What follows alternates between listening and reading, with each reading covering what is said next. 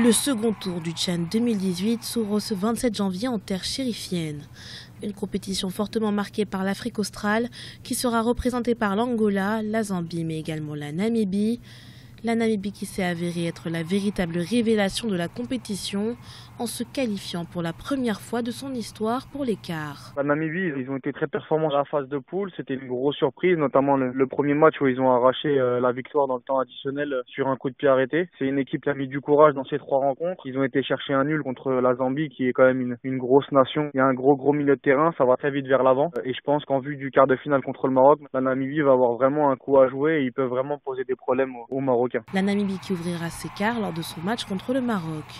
L'équipe des Lions de l'Atlas qui porte également la casquette de pays hôte de la compétition s'est illustrée lors de la première phase en triomphant face à la Mauritanie et la Guinée et en arrachant la victoire à la différence de points suite à son match nul face au Soudan. Outre ses performances, les enjeux sont nombreux pour le Royaume qui souhaite accueillir en ses terres le Mondial 2026. C'est un test grandeur nature en vue de la Coupe du Monde 2026 parce que c'est un réel objectif pour toute l'Afrique et pour aussi le Maroc, mais pas que.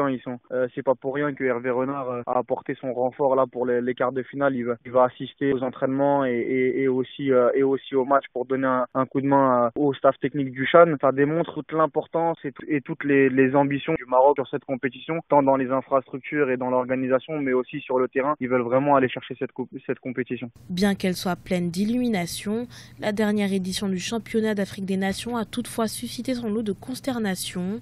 3e du Tchad 2016, la Côte d'Ivoire a terminé dernière du groupe B. Quant au Cameroun, actuel détenteur de la Coupe d'Afrique des Nations, il s'est fait éjecter du groupe D, alors que dans cette même compétition, les Lions avaient atteint les quarts de finale en 2016.